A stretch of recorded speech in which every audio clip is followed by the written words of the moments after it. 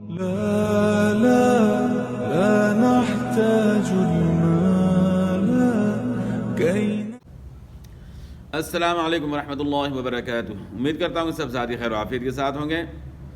وقف کے بارے میں ہماری گفتگو جاری تھی اور کیفیت وقف کے بارے میں جو ہے پہلے اس کی مختلف ویڈیوز جو ہے نا آپ نے دیکھ لی ہیں۔ جہاں انسان سانس لیتا ہے اور آواز کو توڑ دیتا ہے تو اس کو وقف کہتے ہیں، یعنی سٹاپ کہتے ہیں۔ تو اسی سلسلے میں جو ہے نا ابھی ہماری گفتگو ہو رہی ہے۔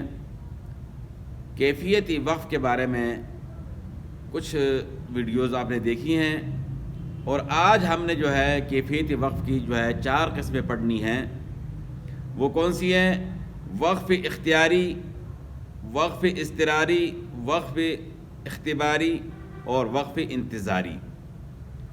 اختیار جو ہے نا آپ یعنی الفاظ سے یعنی لفظ سے یعنی ظاہر ہے کہ اپنی مرضی سے جو ہے وقف کرنا، اپنے اختیار کے ساتھ وقف کرنا۔ اور وقف اضطراری جو ہے دوسرے نمبر پہ وقف اضطراری ہے۔ تو اضطراری یعنی مجبوراً وقف کرنا۔ اب جملہ مکمل نہیں ہوا لیکن یہ کہ اب سانس ختم ہو رہا ہے یا کھانسی آ گئی ہے، کوئی بھی عذر ہے، وہاں جو ہے وقف کرنا، اس کو وقف اضطراری کہتے ہیں۔ اور تیسری قسم ہے وقف اختباری۔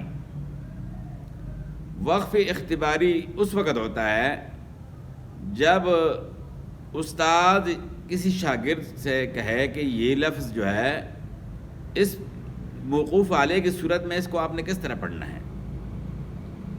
یعنی ابھی 2 زبر والا لفظ ہے، آخر میں اس حرف پہ 2 زبر ہیں، تو وقف کریں گے تو کس طرح آپ نے پڑھنا ہے۔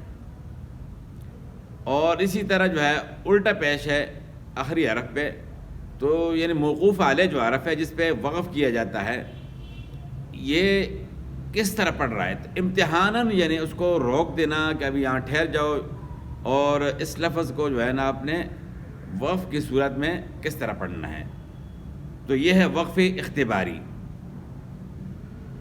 اور چوتھی قسم جو ہے وہ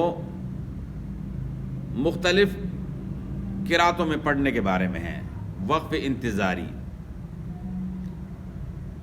جو قاری مثلا کی تلاوت کرتا ہے تو مختلف روایات کے اندر جو ہے وہ تلاوت کرتا ہے، خاص کر جس طرح بھی محفلوں کے اندر ہوتا ہے، اس کے اندر یہ مثلا کہ مختلف روایتیں جو ہے نا قراء کرام پڑھتے ہیں۔ تو وقف انتظاری اس کو کہتے ہیں کہ وقف کر کے اگلی روایت پڑھنا، پھر یعنی وقف کیا، پھر اگلی روایت جو ہے نا پڑھی۔ اسی طریقے سے جو ہے نا یعنی ایک آیت کو جو ہے نا وہ مختلف قرات کے اندر پڑھ رہا ہے۔ تو وقف انتظاری کا یہی مطلب ہے کہ انتظار کرنا، ایک روایت پڑھ کر دوسری روایت کا انتظار کرنا۔ تو یہ کیفیت وقف کی 4 قسمیں جو ہے نا ہم نے آج جانی، اور یہ ایڈوانس لیول کا سبق ہے۔ تو جو ساتھی جو ہے نا تجوید سیکھنا چاہتے ہیں تو یہ ان کے لیے خاص کرے۔